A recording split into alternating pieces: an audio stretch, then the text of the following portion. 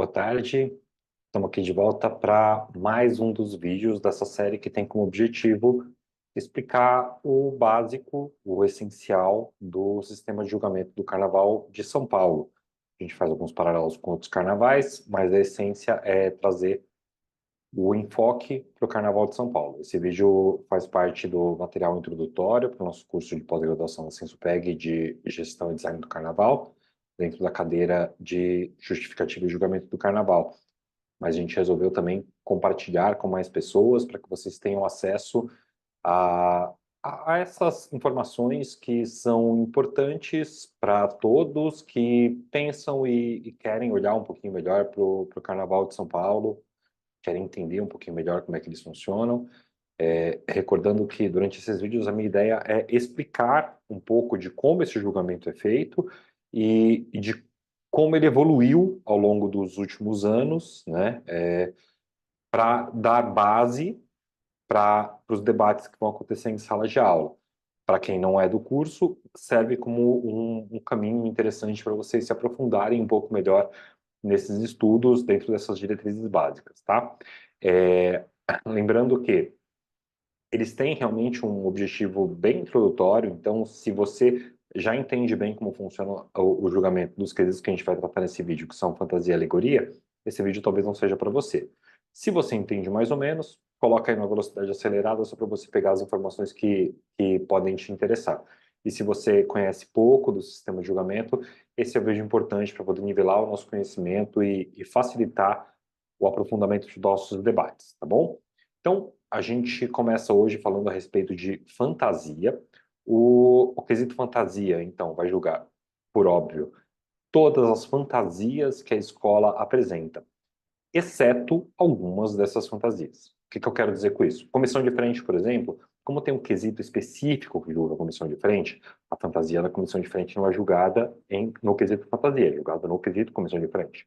O primeiro casal de mestre-sala e porta-bandeira, também ele não é julgado no quesito fantasia, ele é julgado no quesito mestre-sala e porta-bandeira. Só o primeiro, os demais não. Segundo, terceiro, os casais não oficiais.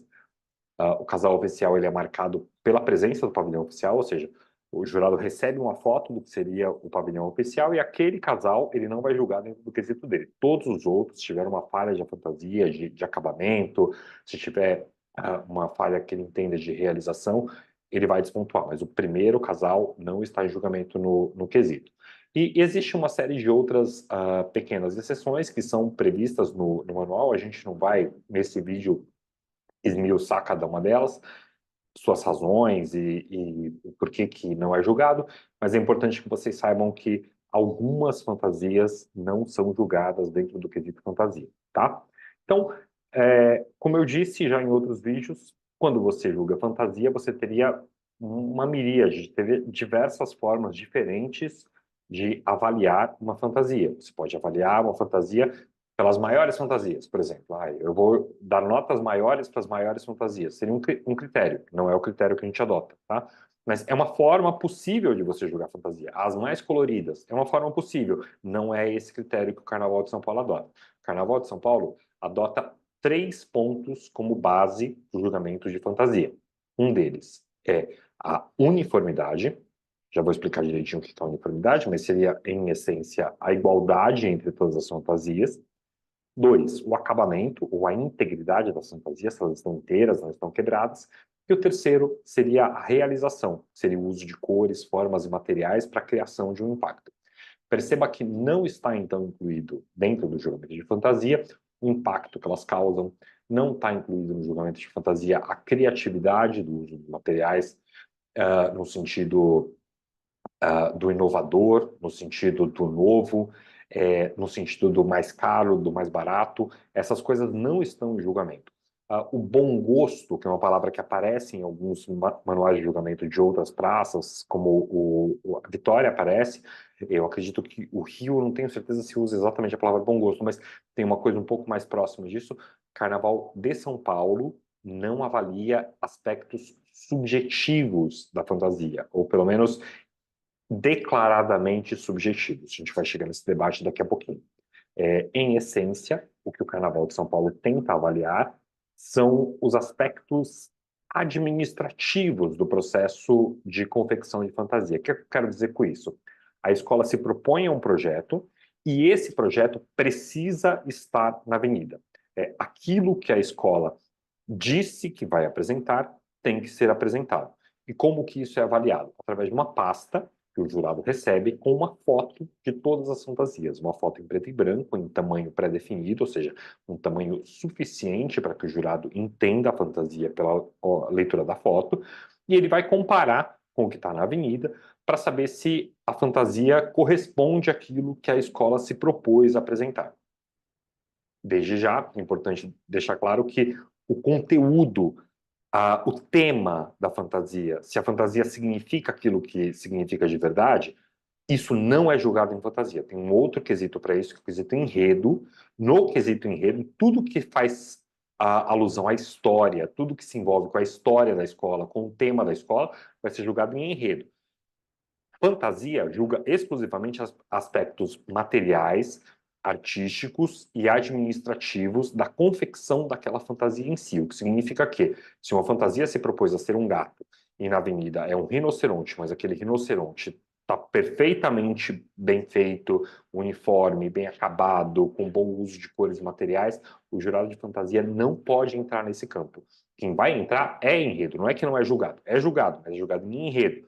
Isso parte de uma lógica que o Carnaval de São Paulo tem de evitar o duplo julgamento. Ou seja, eu não posso, por um mesmo erro, ser punido duas vezes. Então, se o meu gato parecer um rinoceronte, quem vai me julgar é o jogador de enredo e não o jogador de fantasia, tá? Então, a gente delimita nessas caixinhas que a gente já falou lá no primeiro vídeo, os pontos de balizamento, critérios de julgamento, são caixinhas bem definidas, dentro das quais os jurados não podem fugir. Eles têm que trabalhar sempre dentro dessas linhas dos critérios de julgamento. Então, se o critério de julgamento, acabamento, fala exclusivamente sobre a integridade, e não existe margem para dentro desse acabamento você dizer que o fato de estar torto deu uma leitura equivocada da fantasia, o jurado não pode punir pela leitura equivocada. Ele pode punir no máximo pelo fato de estar torto. Ou, por exemplo, uma coisa mais pontual e mais interessante de se analisar, quando a gente falar de realização, que o uso de cores, formas e materiais, ele tem que permitir a leitura da fantasia. Agora, vamos supor que uma escola utilize todos os elementos da fantasia, adereços, tecidos, etc., tudo de uma mesma cor, que quem bate o olho não consegue ver o conteúdo da fantasia. Não tem a ver com ser o gato ou ser o rinoceronte. Eu não consigo ver o que é, ou eu não consigo ter clareza do que é. Aí isso já é um problema de fantasia. Agora, se eu entendo e isso me gera um entendimento diferente, isso vai para enredo, tá? Então, eu tenho três caixinhas bem claras do que seria o quesito fantasia. Então, o primeiro deles é a uniformidade. Uniformidade, correspondência da imagem que o jurado recebe na pasta com aquilo que apresenta na pista. Essa correspondência, ela pode ser quebrada tanto no aspecto individual quanto no aspecto coletivo. O que eu quero dizer com isso? No aspecto coletivo, imagina, eu fiz todas as minhas fantasias pensando em haver um chapéu na cabeça de todas elas. E aí, na avenida, esse chapéu é diferente da pasta que foi apresentada. Ou era um chapéu de cangaceiro e na avenida veio um chapéu comum, um chapéu de bruxa. Existe uma divergência entre a fantasia apresentada na pista e a fantasia apresentada na pasta. Ou os componentes viriam descalços e na avenida os componentes vêm com um sapato. Ou ainda, os componentes deveriam vir com um cinturão e nesse cinturão viria amarrado uma série de garrafas. E aí na avenida as garrafas não aparecem, aparece apenas o cinturão. Existe uma divergência entre a fantasia apresentada na pasta e a fantasia apresentada na pista. Uma escola que se propõe a apresentar o espetáculo de uma forma e não apresenta dessa forma, ela não fez isso da forma perfeita. Ela não conseguiu cumprir o projeto que ela própria determinou. Não é o jurado imaginar que deveria existir uma garrafa ali. O jurado recebeu uma foto da escola dizendo que haveria uma garrafa ali e a garrafa não existiu. Então, a escola não cumpriu com aquilo que ela própria se propôs a apresentar. Então, é uma falha administrativa, é um erro. Entende-se que uma escola que por mais que aquela fantasia esteja bonita, que ela esteja bem acabada, que ela cause um impacto visual para quem está passando no público que não recebeu essa foto de referência, a fantasia é bacana. Mas ela não era igual àquilo que a escola se propôs a apresentar na pista. Enquanto uma outra escola que igualmente apresentou uma fantasia bonita, bem acabada e apresentou exatamente a mesma coisa, essa escola merece ter uma nota nesse aspecto melhor do que a outra escola, porque ela foi mais eficiente, ela foi mais organizada, ela foi mais estruturada para entregar um carnaval que seja exatamente como foi previsto pelo carnavalesco, como foi previsto pela sua direção de carnaval. Então, a uniformidade no aspecto coletivo é isso, é uma quando você pega, você lê a fantasia e todas elas são iguais entre si, e elas são iguais à pasta que foi apresentada ao jurado. Agora, existe uma outra situação que não envolve exatamente a eficiência administrativa da escola na produção da fantasia. Envolve a eficiência administrativa da escola na organização de seu público dentro da avenida, o compromisso do componente. Vamos supor que durante o desfile, um determinado componente pega um celular e começa a fotografar o seu momento de alegria ali na pista. Aquele celular não faz parte da fantasia. O personagem que deveria ser apresentado na avenida, ele não portava um celular. Então, aquilo claramente não faz parte da fantasia. Ou um único componente está com um sapato de cor diferente, porque ele perdeu a sapatilha dele e colocou o sapato próprio que ele veio de casa. Então, é mais um elemento que quebra essa uniformidade. Ele não está igual aos demais. Então, quer porque ele trocou uma peça de roupa, quer porque ele usou um objeto que não era para utilizar, ou, no aspecto coletivo, porque a escola errou no seu processo de confecção, demorando para entregar uma peça ou não produzindo a peça conforme o protótipo, o modelo que foi pensado, a escola vai ser punida, tá? Esse é o ponto uniformidade. Apesar de eu separar para explicação a uniformidade em dois temas, dentro do manual de 2023, né, até 2023, e isso foi uma constante desde que se criou as tabelas de parâmetros. Recapitulando o que são as tabelas de parâmetros, são tabelas pré-definidas que estabelecem qual que é a pontuação que uma escola pode perder por uma determinada falha. Se você não se acostumou com esse conceito, volta no primeiro vídeo que eu explico o que é a tabela de parâmetros. Então, é um critério criado para que a mesma falha dê o mesmo tipo de punição para duas diferentes escolas ou para dois diferentes jurados. Então, se dois jurados veem a mesma coisa, eles têm que punir da mesma forma. Eles não podem punir de formas diferentes. A tabela de parâmetros é um jeito de você enquadrar o jurado e não deixar que ele fuja daquilo que é a regra do carnaval. Então, dentro dessa tabela de parâmetros do Carnaval de São Paulo, a uniformidade não importa se ela é individual ou se ela é coletiva, a punição ela é feita por alas. Então, não importa se eu tenho 1 ou 10 pessoas segurando o celular indevidamente dentro de uma ala, essa punição vai ser de uma única ala, 1 ponto por ala. Não importa se todos os componentes estão com as garrafas que não estavam previstas na pasta. Ao contrário, né? Eu tinha dado o exemplo de o cinturão previa com as garrafas e na avenida as pessoas aparecem sem as garrafas. Se todos os componentes estiverem sem a garrafa, ou se só um componente estiver sem a garrafa, a punição é exatamente a mesma. Punição por ala e ao passo que em integridade, que é o próximo item de fantasia, acontece o contrário. Integridade, avaliação se tudo está inteiro. Imagina, eu tenho um costeiro. O costeiro está quebrado, ele está arriado para trás. Ou a cabeça da fantasia está caindo o tempo inteiro. Ou ainda, a minha roupa está rasgada. São coisas que provavelmente o rasgar, ele não aconteceu na organização da escola, lá no prédio, ele aconteceu muitas vezes durante o desfile, durante a concentração, são danos, ou seja, a fantasia ela foi corretamente confeccionada, ela foi confeccionada igual à pasta, porém, durante a avenida ela começou a se desfazer, ela não tinha uma qualidade boa para sustentar uma apresentação de carnaval. Então, a integridade, ela analisa isso, se as coisas estão caindo, se estão descolando, se estão rasgando, se estão com defeitos decorrentes da movimentação natural dos componentes. Em integridade, o que se entende é que, como não é uma falha global e administrativa da escola, essa pontuação ela é feita por componente. que significa isso? Se um componente está com problema, se dois componentes estão com problema, é bem provável que a escola foi eficiente no seu processo de confeccionar o carnaval, mas teve um ou dois ali que foram os pontos fora da curva, que foram componentes não comprometidos com suas fantasias, que acabaram gerando um dano à fantasia e entende-se que até 5 fantasias você não precisa punir. E depois a gradação não é. Imagina, se eu fosse começar a dar 1/10 para cada componente que estivesse com defeito, as notas iam ser sempre na casa de 8, porque é muito comum você ver problemas de acabamento das fantasias. São, assim, eu não lembro se teve alguma escola no Carnaval de São Paulo que não teve nenhuma anotação de fantasia ao longo do seu desfile de 2024, tá? Então, sempre existe alguma falha. Então você cria um modelo matemático é, de forma que você consiga dar uma proporcionalidade a essa punição. Então, até 5, você não pune. De 5 a 10, você tira 1/10. De 10 a 15, você tira 2/10. E assim você vai fazendo uma gradação que quanto mais erros a escola tem, maior a punição que ela vai receber. Tá?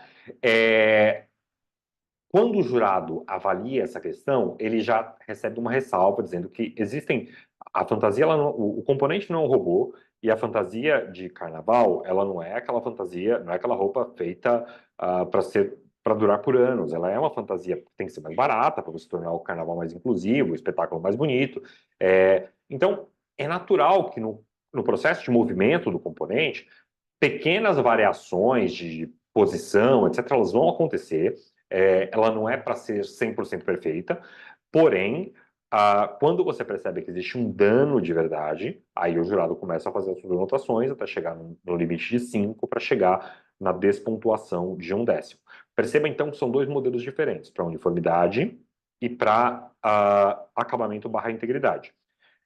Existe um debate, que eu acho um debate importante de se ter, se de repente você não deveria separar também, dentro de uniformidade, os erros individuais e coletivos também nessa gradação de 1 em 1, tá? Porque talvez seja cruel demais com uma escola que um único componente que fez algo errado, que de repente sacou uma bolsa, uma pochete que o Harmonia não conseguiu ver, e é muito difícil você ver num grupo de 2, 3 mil pessoas todos os itens, por mais que seja possível, né, uma boa organização é possível fazer sobre isso, mas é talvez injusto que isso seja punido com o mesmo rigor de uma escola que realmente não conseguiu cumprir com o que você queria e não trouxe o chapéu, veio a ala inteira sem o chapéu. Então, é um debate importante de se ter, se faz sentido a gente julgar os erros individuais de uniformidade por componente ou manter tal como está, fazer esses erros de uniformidade serem sempre avaliados em sua leitura coletiva, ou seja, teve um problema com alguém com câmera fotográfica, é um pau para a ala inteira, não importa se é 1, 2, 3 ou 80 pessoas, tá? Então, essa é a diferença entre uniformidade e acabamento. Enquanto uma julga a correspondência da fantasia produzida com o projeto proposto, a segunda julga se existe um dano, se existe uma deficiência, se existe um rasgo, se existe uma avaria na fantasia. O terceiro aspecto de fantasia chama-se realização. E aqui tem algo interessante de se olhar numa perspectiva evolutiva do carnaval, tá? A realização ela tem a ver com a variação de cores, formas e materiais de uma fantasia. Ou seja, a harmonia criada entre diferentes cores, não só dentro de uma mesma ala, mas também a harmonia criada entre as diferentes alas, criando um tapete harmônico entre as escolas. O que significa que, às vezes, duas alas, que por mais que individualmente elas sejam muito interessantes, se elas têm a mesma cor, elas não criam um contraste mínimo, a mesma cor e mesma forma, elas não criam um contraste mínimo que faça identificá-las como duas alas. Elas quebram a beleza do tapete visual da escola. Então, é uma missão do carnavalesco que, ainda que ele queira optar pelo monocromático e ele tem essa possibilidade pelo regulamento, pelo manual de jogador, ele tem a possibilidade de adotar um tom monocromático na avenida inteira, uma coisa meio a mangueira que vai fazer o verde-rosa sempre, ou vai o preto e branco. Você pode trabalhar essas cores, desde que você seja inventivo na combinação dos diferentes tons de cor Então, o verde e o rosa vão ter diversos tons diferentes, e você vai trabalhar esses tons e combinar esses tons de uma forma a criar uma diferença entre as alas, de forma a criar um desenho visual aéreo da escola interessante. Isso é importante para o quesito fantasia, porque a fantasia não é julgada só no seu aspecto individual, de cada uma daquelas fotinhas que o jurado recebe. Não, ela também avalia o tapete visual da escola, porque isso é importante para o espetáculo, tá? Então, a realização ela vai avaliar como a escola vai utilizar de forma inventiva, de forma interessante, de forma artística, a combinação de cores, formas e materiais. Mas só de me ouvir falar, você já deve pensar, poxa, mas o Carnaval de São Paulo não é extremamente objetivo? Essa avaliação de cores, formas e materiais não começa a entrar um pouquinho para o gosto pessoal? Sim. A partir daqui, a gente começa a entrar dentro do limbo que existe entre o estritamente objetivo e o subjetivo.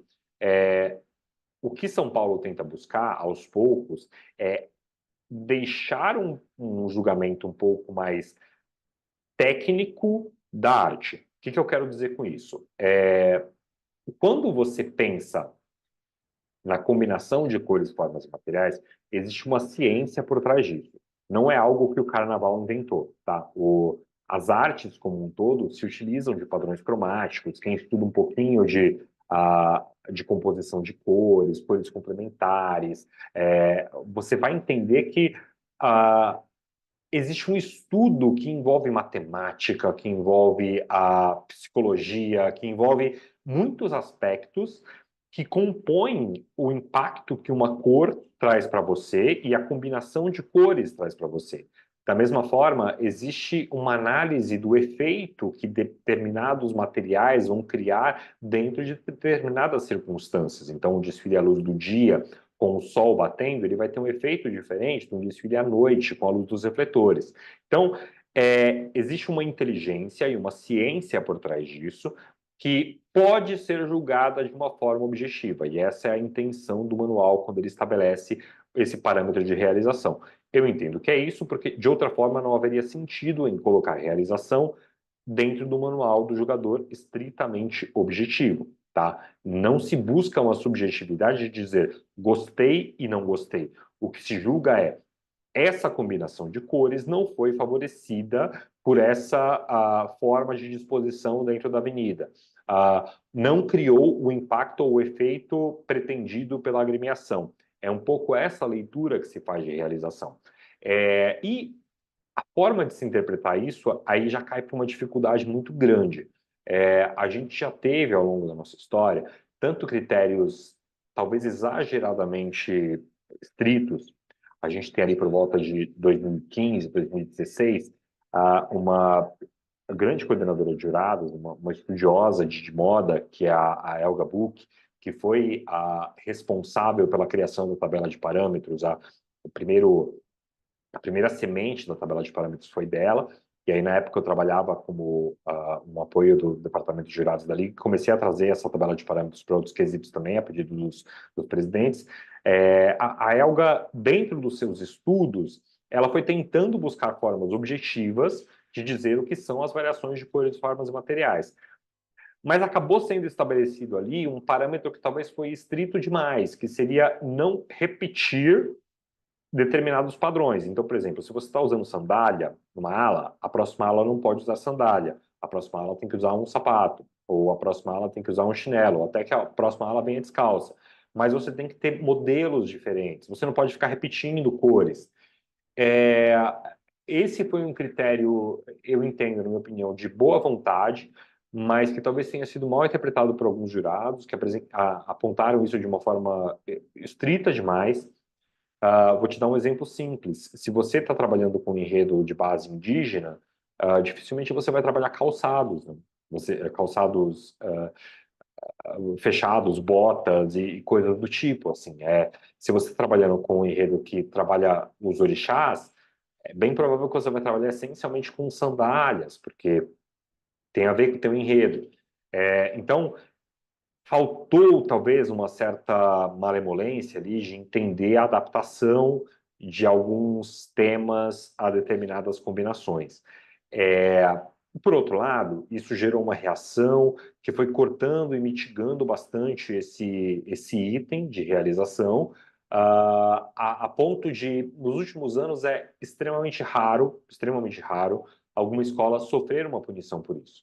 Até 2023, você ouvia claramente dos coordenadores de jurados que, se não for exatamente igual, não é para punir. Bom, a gente sabe, ninguém não somos mais amadores no Carnaval de São Paulo, então você não vai fazer duas coisas exatamente iguais. Assim. Então, é algo extremamente raro de gerar algum tipo de punição. No Manual de 2024, foram inseridas algumas palavras relacionadas à harmonia, que isso não existia, relacionada a um aspecto um pouco mais valorativo, tentando inserir um pouco esse aspecto de avaliação técnica da arte, ou seja, algo que não é exatamente subjetivo, mas sim uma avaliação cromática e de materiais e de formas com um pouco mais de fundamento, mas que necessariamente vão cair para algum grau de subjetividade, tá? Isso foi muito pouco utilizado, acho que foram poucas as escolas que tiveram punição por isso. Não sei se é porque as escolas apresentaram um espetáculo realmente diferenciado, porque, na minha opinião, acho que houve sim o abuso de algumas formas, desnecessariamente, em alguns desfiles. Opinião, tá? Mas o ponto é, hoje, tal qual ele existe hoje, o manual do jogador ele tem essa possibilidade, ele tem essa permissão para que o jurado avance um pouco dentro da subjetividade, mas uma subjetividade fundamentada, técnica, em que ele vai avaliar se houve ou não o bom uso de cores, formas e materiais. Isso vai trazer a gente, já foram os três itens, tá? É só isso, são só essas três coisas, pequenas variações dela, mas são variações, são a essência dos três pontos de balizamento de fantasia, são esses três. Isso vai trazer a gente para alguns debates que são importantes da gente passar em sala de aula e na nossa vida como sambista, com certeza, sobre o caráter da forma de julgamento. A primeira coisa delas é, é aquela coisa do, mas é justo que uma escola seja punida por um chapéu que caiu? Mas, por outro lado, é justo que uma escola que passou perfeita receba a mesma nota da escola que passou com o chapéu caído? A escola que administrativamente se organizou e conseguiu reproduzir exatamente o mesmo modelo de carnaval que ela se propôs a trazer. Eu não estou falando se esse carnaval é bem contado, porque isso é de enredo. Eu não estou falando se o samba foi bom, porque isso é de samba. Eu estou falando exclusivamente de fantasia. Ela se propôs a fazer essas fantasias. Essas fantasias têm um aspecto bom de variação de cores, formas e materiais. Elas estão perfeitamente iguais à pasta, estão íntegras. Uma outra escola que também tinha todas essas características, mas que claramente o projeto que ela entregou, ela não acabou o tecido que ela tinha se proposto a fazer, que era de uma cor, e na avenida ela apresentou uma outra cor de tecido. É justo que a, a nota das duas escolas seja a mesma? Não estou dizendo que é justo ou que é injusto, mas é um debate. É, o quanto a eficiência administrativa ela precisa também ser julgada. Também. Também tem outro debate, que é você debater aspectos mais subjetivos, aspectos relacionados a outros quesitos como enredo, etc. Mas o importante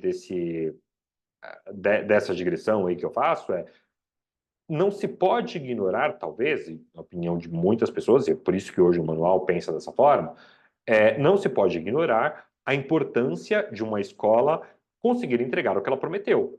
Porque uma escola que entrega o que prometeu, ela foi mais eficiente administrativamente, ela foi mais diligente, ela foi mais organizada. E se a gente está tentando fugir do subjetivismo, esse é um aspecto bacana de criar uma diferença entre as escolas dentro de um desfile de carnaval. Tá? Porém, a gente quer julgar só isso? É só essa perfeição técnica que a gente tem que julgar? Será que não falta, além dessa perfeição técnica, a gente conseguir aprofundar melhor os nossos mecanismos de entender o que é um conjunto de fantasias bonito? Porque, assim, se eu falar que eu vou fazer um desfile de carnaval em que um vai estar de abadá, o outro vai estar com o lençol cobrindo o corpo, o outro vai estar com uma toga, ou seja, são só panos com diferentes formas, aí eu posso usar diferentes materiais, eu vou variando as cores entre elas. Eu não criei absolutamente nada de espetáculo, eu fiz uma coisa extremamente quadrada e ruim. Claro que eu estou indo para aquilo que a gente chama na lógica de reduction ad absurdum, né? Eu estou dando um exemplo que nenhuma escola faz, mas a gente vê muitas coisas nas escolas de repetição, de falta de criatividade mesmo, assim, sabe? De você bola aquele modelinho ali que você viu que funciona e você repete diversas alas. Dentro de um desfile de 15 alas, você vai ver umas 4, 5 alas que usam a mesma estrutura de fantasia, ele só muda a cor, só muda um pouco dos adereços e deu. É justo que essa escola tenha a mesma pontuação de uma escola que fez uma pesquisa interessante de materiais, que fez um aprofundamento sobre a integração desses tecidos, dando um exemplo aí uma determinada escola que no ano passado fez uma fantasia de mestre porta-bandeira de jeans, que é algo bem diferente para o carnaval, mas que tinha a ver com aquele enredo, que tinha a ver com aquele enredo que foi aproveitado.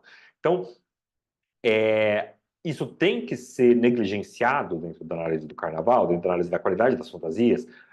A gente vai virar as costas para aquilo que é o que o público vê de verdade, porque se o público não recebe uma foto de comparação e se o público não fica tendo aquele olhar muito cirúrgico de olhar dentro das 80 fantasias, quais são aquelas duas ali que estão com a bolinha caindo, o que o público olha de verdade não é isso. O que o público olha é o impacto causado por aquele tapete visual completo, é o impacto causado por aquelas fantasias que têm soluções criativas. Então, a gente vai virar as costas para o que o público olha, para olhar só para o aspecto técnico. Então, esse é um debate interessante de como a gente poderia criar ferramentas que não fossem subjetivistas, no sentido de que não fossem tanto para o gosto pessoal, porque a gente já tratou isso em outros vídeos, de como o exclusivo gosto pessoal pode trazer resultados complicados para o carnaval, onde você pesa demais o peso de um pavilhão, ou o peso de uma torcida, ou a simpatia de um jurado por um determinado tema.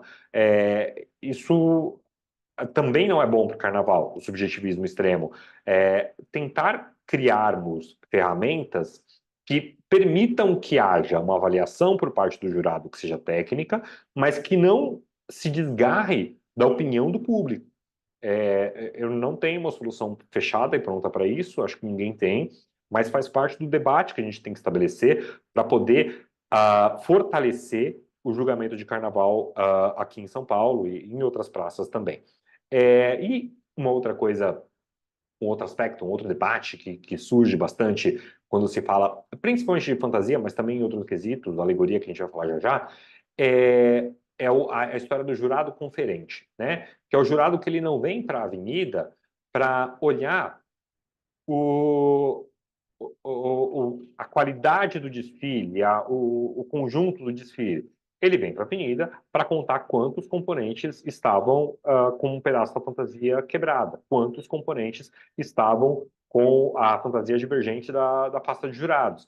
É um julgamento bastante acrítico, ou seja, que não tem nenhuma crítica nesse julgamento. É um julgamento que poderia talvez ser feito pelo VAR. Você então coloca umas câmeras ali, depois que passou o desfile, você passa ali uma meia hora, 40 minutos com uma comissão de pessoas fazendo a anotação ali de quantas pessoas realmente estavam com problemas. Você não precisa de jurado, você não precisa de um julgador. Você coloca uma máquina. Em breve, assim como hoje você tem radares que conseguem detectar a placa dos carros que estão furando o rodízio, você coloca uma câmera inteligente ali que vai identificar quais são as fantasias que não estavam exatamente correspondentes à pasta. Então você não precisa mais do jurado para avaliar isso. Então, esse é o jurado conferente, que é muito criticado por todos. Porém, o manual do jogador, ele permite que o jurado exceda isso, que ele vá para outro nível, que ele avalie outros aspectos, e a partir do momento que o jurado avaliar esses outros aspectos, isso vai ser bem aceito pelas escolas, porque é natural e inerente ao processo de criação do carnavalesco que ele vai achar que aquilo que ele criou estava bom, porque ele pensou naquilo como algo bom. E quando ele recebe uma nota que diz que a variação de cores, formas e materiais que ele utilizou não foi inventiva, não foi harmônica, ele vai saber receber essa nota. Mais do que isso, um presidente vai saber receber essa nota e se justificar perante sua comunidade, entendendo que isso estava dentro da esfera de possibilidades desse jurado? Esse é um debate muito complicado, porque se a gente for muito para o subjetivo, é óbvio que a gente não vai conseguir a aceitação dos presidentes, mas se a gente ficar só no objetivo, vai ser muito difícil, fugir dessa chuva de ideias que a gente tem tido cada vez mais, porque as escolas vão se aperfeiçoando dentro dos seus processos de produção para que nenhuma falha aconteça. E, por outro lado, você vai acabar tendo um julgamento que ele é decidido não pelo mérito, não pela beleza, não pelo espetáculo, que é aquilo que o público olha. Você vai ter um julgamento que ele é decidido por um detalhe que talvez o cidadão comum que está assistindo o espetáculo não viu. Isso é bom para o carnaval? Que a campeã não seja reconhecida como campeã pelo público? Que, de repente, um desfile pobre, fraco, sem algo que empolgue o público. E isso não tem a ver necessariamente com enredo, né? Com samba. Já vi enredos lindos com sambas ruins e apresentações ruins, e o contrário, o enredo que você parecia que nem ia dar muito e o samba não foi grande coisa, mas aí aparece aquela coisa na avenida que você fala, nossa, que interessante que o cara fez. É, será que esse poder do subjetivo, a gente tem que virar as costas para ele mesmo? Ou tem uma forma da gente tentar encaixar isso dentro do sistema de julgamento de uma forma justa, de uma forma equilibrada? Então, e um último aspecto assim que resvala um pouco nessa questão do jurado conferente, né, se o jurado é conferente ou não, se é possível trabalhar com esse sistema do jurado conferente, qual que é a justiça desse sistema do jurado conferente, que é o que a gente tem hoje, que os jurados são humanos. Eu desafio vocês a olharem as justificativas dos 4 jurados do quesito fantasia, de todos os anos, tá? É impossível você achar 2 jurados que viram exatamente as mesmas falhas de fantasia, mesmo que isso seja objetivo, mesmo que seja você contar quantas pessoas estavam com fantasia quebrada. Às vezes acha assim, na mesma ala, na mesma ala você acha pessoas com a fantasia quebrada, mas você não acha o mesmo número de fantasias, você não viu o mesmo número de fantasias quebradas. São 80 pessoas passando na sua frente em movimento e você não consegue ver o mesmo número de problemas. Ou você tem graus de cansaço diferentes. É muito comum, até é uma piada recorrente no carnaval, né? Que aí você olha, a fantasia foi se reconstruindo ao longo da avenida, porque o primeiro jurado deu 9,7 e o último deu 10. Isso tem muito a ver com a capacidade de percepção visual das pessoas. Isso não necessariamente é má fé, são aspectos mil que podem fazer com que você veja ou não veja uma coisa. Então, o julgamento exclusivamente conferente, ele é também propício a falhas, é propício a injustiças, como o julgamento subjetivo. Então, não estou dizendo que a gente tem que fugir desse julgamento, porque aí, mais uma vez, opinião, né? Eu tenho que deixar sempre claro quando eu insiro alguma opinião, porque isso está aberto a debate e eu estou aberto a mudar de opinião também. Mas o que eu entendo é que eu não posso aderir a esse grupo de pessoas que acham que o julgamento tem que ser exclusivamente subjetivo e ignorar que é um aspecto importante a capacidade de organização da escola de reproduzir exatamente aquilo que ela se propôs. Isso é importante até para você conseguir resguardar a possibilidade de uma escola que não tem tanto poder aquisitivo, por mais que as escolas comecem todas elas com a mesma verba, a gente sabe que algumas escolas historicamente têm um caixa maior, ou tem uma quadra que movimenta mais dinheiro, que conseguiu um patrocínio X que é muito mais do que as outras escolas ganham de outras formas. Eu não posso deixar o julgamento ser resolvido na base da grana, na base do luxo. Eu acho que a escola que não tem essa grana, que vai trabalhar só com a verba, ela tem que ter a possibilidade também de conseguir fazer um carnaval competitivo. Então, e isso se consegue através, de criatividade e de eficiência administrativa. É, então, eu não acho que a gente tenha que virar as costas para a eficiência administrativa. Ela é importante, mas ela tem que ser combinada com aspectos de arte. Esses aspectos que não são inventados pelo carnaval, que eles já existem, eles fazem parte de outras artes. Existem concursos de arte em outros setores, existem concursos cênicos, concursos de pintura, concursos de música, que já têm seus próprios critérios de avaliação e que eles podem ser incorporados pelo carnaval. Talvez a junção desses itens vai fazer com que a gente consiga ter uma forma de julgamento um pouco mais justa e convergente com aquilo que o público está esperando do resultado de carnaval. E aí, aqui eu compartilho rapidamente com vocês o que é o Manual do Julgador, né, no quesito fantasia. Esse é o livro que estabelece ali as regras de julgamento. diferentemente dos manuais de Vitória, do Rio de Janeiro, ele é muito mais extenso.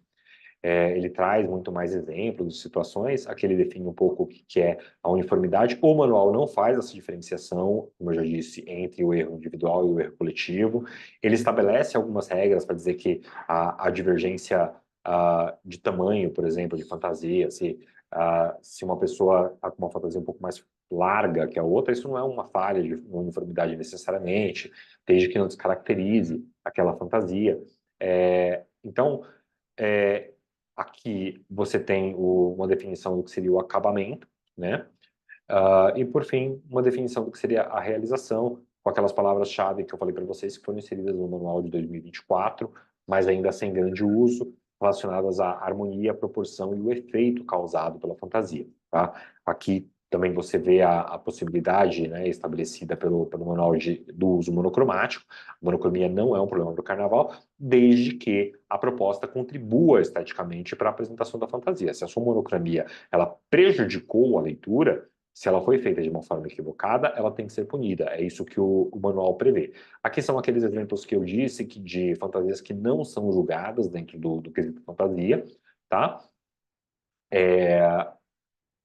E aqui eu tenho o que seria a tal da tabela de parâmetros do quesito fantasia, em que você estabelece que as falhas de uniformidade são feitas por ala, até o máximo de 7 décimos. As punições de acabamento e integridade são por componente, até 6 décimos. E as punições de realização voltam a ser por ala, até 7 décimos. Quando você soma aqui os 3, 7 mais 6, você vai chegar a 2 pontos máximos que uma escola pode perder, chegando à nota 8, tá? Raríssimo alguém fazer isso, claro, mesmo nos grupos de acesso 1 e acesso 2, mas essa é a possibilidade prevista dentro do manual, tá? Aqui a gente então começa a falar de alegoria, perdão. Em alegoria, também a gente vai ter 3 itens de julgamento de acordo com o manual clássico, tá? O que eu quero dizer por manual clássico? É um estilo de manual que a gente está adotando desde 2015, mais ou menos 2014, com algumas variações, com essa ideia da tabela de parâmetros, etc., e que tem esse julgamento estritamente objetivo. No Carnaval de 2024, a gente teve a inserção do item conjunto. Eu vou separar depois um vídeo só para falar de conjunto, que foi adotado em alegoria e em comissão de frente. Não vou entrar nessa esfera ainda, porque eu acho que ainda não é a hora da gente falar sobre isso. Eu quero focar na estrutura tradicional de julgamento do Carnaval de São Paulo. Depois a gente faz um debate mais profundo sobre o item conjunto, tá? E o seu significado. Então, a estrutura tradicional do quesito alegoria, até 2023, né, envolvia execução, realização e acabamento. Execução é uma coisa mais próxima daquilo que a gente tem de uniformidade na fantasia. Ou seja, é a correspondência entre a alegoria apresentada e o projeto previsto pela escola. É quase que a alegoria na baia. Tá? O que eu quero dizer com isso? A alegoria, ela não vai uma foto para o jurado, porque não tem muito como fazer isso. A gente sabe que as alegorias elas são montadas essencialmente no dia do desfile, nos dias anteriores ao desfile. Não vai uma foto, mas vai uma planta baixa, um croquis, em que o carnavalesco expõe para o jurado a estrutura que aquela fantasia tem. Então, ó, aqui vai ter uma escultura, aqui vai ter um queijo, com uma composição ou com um destaque, aqui vai ter um grupo cênico, essa fantasia tem mais ou menos esse formato, e a correspondência desse croquis para o que é apresentado na avenida é um dos itens de execução, ou seja, como o projeto trazido pela escola corresponde exatamente àquilo que foi previsto pela agremiação em seu projeto de carnaval. Então, pasta é igual a pista, pista é igual a pasta.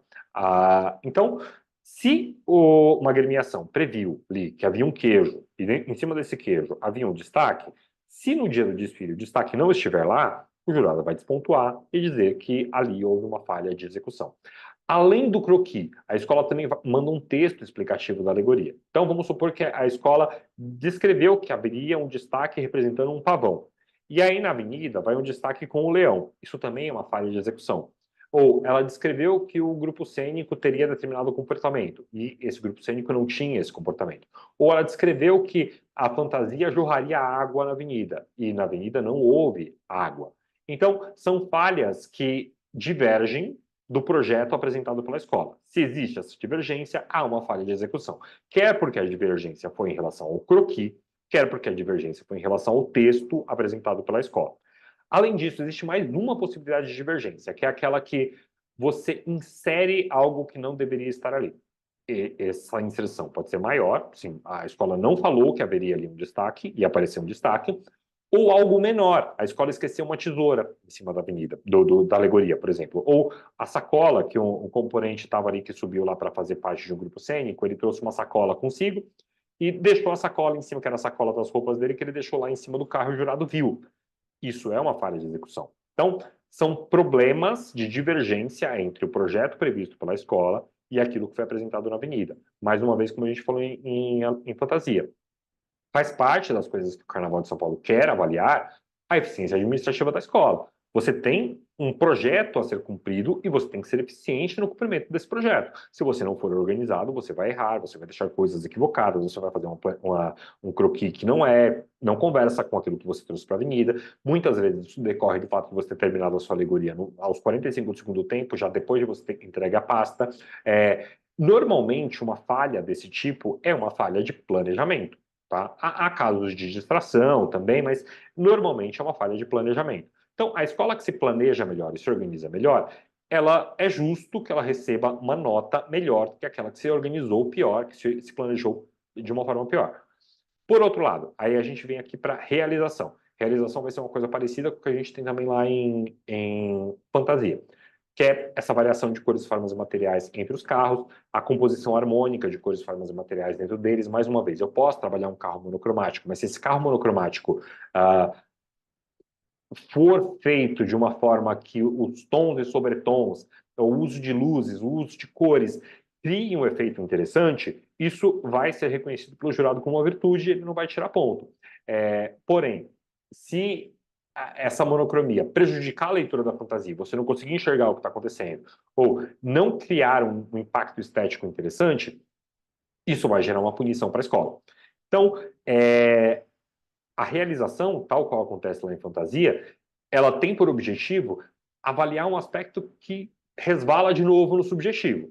Resvala um pouco em você tentar utilizar um conhecimento técnico do jurado, porque quem está lá jogando alegoria, quem está lá jogando fantasia, não é uma pessoa que foi pega na rua para fazer a avaliação, é uma pessoa que já tem experiência dentro do estudo da arte, dentro da sua esfera do estudo da arte, tem pessoas de belas artes, tem pessoas de moda, tem pessoas de arquitetura. Ele vai utilizar o conhecimento que ele tem dentro daquela esfera dele para avaliar se a composição daquele carro alegórico e também do conjunto de carros alegóricos soube utilizar de forma inteligente a variação de cores, formas e materiais.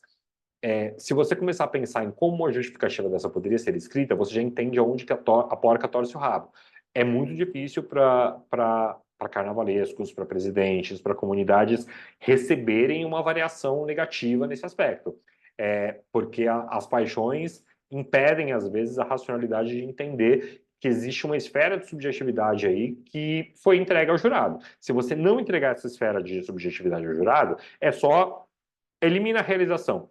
Se eu falar que eu vou entrar com um caixote, 4 caixotes iguais, cobertos com pano de cima a baixo, eu vou tirar meu 10, porque eu fiz exatamente igual a pasta e eu estava sem nenhum tipo de dano. Então, se nós não entregarmos esse mínimo de subjetividade na mão do jurado, a gente vai criar um sistema de julgamento que privilegia a escola que entrega o nada, entrega o básico, entrega o simples, e isso seria péssimo para o carnaval. Então, a realização, que também é muito pouco utilizada, tá? É muito pouco avaliada, o instrumento existe, ele está na mão do jurado, mas existe uma dificuldade de aplicação desse conceito e de aceitação por parte das escolas da aplicação desse conceito. Ela está lá no manual como um recurso possível na mão do jurado de avaliação, tá? Em essência, e agora eu vou mostrar para vocês como é o manual do jogador, tá? Do quesito alegoria. Opa, tela errada. Pá, essa aqui. Pronto. Aqui é o quesito alegoria. Eu tenho execução, como eu falei, com um friso aqui, né, de que a divergência com o croquis ela não pode ser, não precisa ser significativa, assim, desculpa, a punição pela divergência, ela não pode acontecer se a diferença não for significativa. Ele explica mais ou menos o que seria ausência, acréscimo, dá alguns exemplos. Ele explica com um pouco mais de calma do que no manual de fantasia o que seria essa variação de cores, formas. Ele fala um pouco sobre proporção de esculturas, que é aquilo de a escultura de uma forma humana, ela não pode ter uma mão muito maior do que a cabeça. Claro que, numa situação em que você está representando o Avaporo, por exemplo, da Tarsila do Amaral, você vai ter a permissão poética fundamentada, explicada, de por que aquela mão é muito maior do que o corpo, porque é uma representação artística de algo que originalmente já tem essa forma. Ou, por qualquer motivo artístico, você vai lá e vai fundamentar, e essa fundamentação tem que ser convincente, você não pode escrever qualquer coisa ali, de por que a proporção das formas da escultura, ela não respeita uma proporção natural que você deveria ver numa escultura. E a volumetria da alegoria é aquilo de você aproveitar bem os espaços do carro, de você não ser um caixotão liso, de você ocupar bem todos aqueles espaços que existem dentro do carro, criando um conjunto alegórico, harmônico e visualmente interessante. Tá? Aí, por fim, aqui a explicação do que seriam os acabamentos, né? Ou quais são as falhas de danos e avarias que ensejam o problema de acabamento, que é o terceiro e último item de alegoria, que avalia se há rasgos, há falhas de pintura, ou seja, são coisas que acontecem normalmente durante o desfile, pela movimentação dos componentes, etc. Ou, às vezes, até antes, por um encaixe errado, etc. São danos, são falhas. Não é inclusão, a ausência de elementos, não tem a ver com o aspecto harmônico daquela criação, mas sim com haver um dano e um defeito dentro daquela alegoria. Aqui tem conjunto, que eu falei que eu não vou falar por enquanto, que a gente vai debater conjunto em outro momento, falando sobre alegoria e comissão diferente ao mesmo tempo. E, por fim, o que seria a tabela de parâmetros. Em alegoria, você tem uma pequena diferença em relação ao que acontece em fantasia, em relação ao que a gente chama de pontos de ocorrência. O que significa isso? Não tem como você tratar da mesma forma se a escultura central de uma alegoria está com a cabeça caída ou um pequeno queijo está com um tecido rasgado. São duas falhas de acabamento, mas se eu fosse punir por falhas de acabamento, eu ia dar a mesma punição da escola que tem a cabeça caída para a escola que tem um rasgo no queijo. Isso não faz o mínimo sentido. Então, criou-se ali, foi algo que me foi pedido ali em 2018, se não me engano, a pedido do presidente Serginho, um modelo matemático que ajudasse a sanar um pouco essa contradição que existe no julgamento de alegoria. Então foram criados os pontos de ocorrência, em que você vai gradando, né? Você vai dando uma proporcionalidade de leve, médio, grave e gravíssimo para cada um dos diferentes erros que acontecem. Então, aqui você tem uma tabela auxiliar que diz que, por exemplo, sempre que houver a ausência de uma escultura pequena e média ou de composições e semidestaques, eu vou considerar um erro médio. Um erro médio, 2 pontos. Agora, se eu tiver a ausência de um dos eixos do carro acoplado, isso não é a mesma coisa de não ter um semidestaque. Então, se um dos eixos desapareceu, já é gravíssimo e é 4. Vamos supor que aconteça só isso daqui, saiu um dos eixos. É 4 pontos de ocorrência, você vem aqui na tela, 4 pontos de ocorrência, você perde 2 décimos. Agora, se você fez as duas coisas, a ausência de um dos eixos e também no outro eixo que se apresentou, você tinha a ausência de uma composição. Mais 2. 4 mais 2, 6. Você volta para cá, 6, você já perde 3 décimos. Então, você vai somando as coisas para gerar uma proporcionalidade entre o volume de erros. O mesmo critério é utilizado aqui em acabamento. Você tem uma tabela de exemplos. Esses exemplos, eles não são fechados. Por quê? Não tem como você descrever tudo o que é possível de dar errado no desfile de carnaval. Você tem que entregar para o jurado umas referências. Porque aí na hora que ele for ver e viu que o que aconteceu, por exemplo, o exemplo que eu dei de cair a cabeça de uma escultura, eu acho que ele não tem... Ah, não, até tem, ó, por um acaso ele está aqui em gravíssimo. Mas vai existir um letreiro caído acho que também tem. Mas enfim, você vai ter um tipo de erro que vai acontecer na avenida, ou acontecer esse ano. É, você tem um tipo de erro que não encaixa dentro da tabela. Aí o jurado vai ver, ó, esse erro é mais parecido com esse aqui ou ele é mais parecido com esse daqui? Ah, ele é mais parecido com o grave? Então eu vou chamar ele de grave. Aí o jurado tem que justificar isso, escrever, olha, aconteceu isso, não está previsto na tabela, mas eu sei que eu tenho que punir isso. Então é um erro grave, ele registra que é um erro grave e joga isso dentro da tabela de parâmetros. Isso só vale para os itens execução e acabamento, não vale para realização. Realização é por falhas mesmo. Então ele vai anotar aquilo que ele identifica como falha de realização e jogar isso dentro da tabela, tá? Nesse ano, a somatória dos décimos chegava até 9,9 e o item de conjunto faria chegar até a nota 10, tá? Então, esse é um breve resumo de como é julgado o quesito alegoria no Carnaval de São Paulo. Ele sofreu alterações ao longo da sua história, você vai sentindo variações ali de 2010 para cá, em um momento como uma reação ao excesso de notas baixas, e aí isso perdeu-se a mão, aí virou um excesso de 10, aí agora voltaram a tentar inserir algumas coisas que permitissem que os jurados trouxessem uma avaliação do quesito e aplicassem notas que não fossem só 10.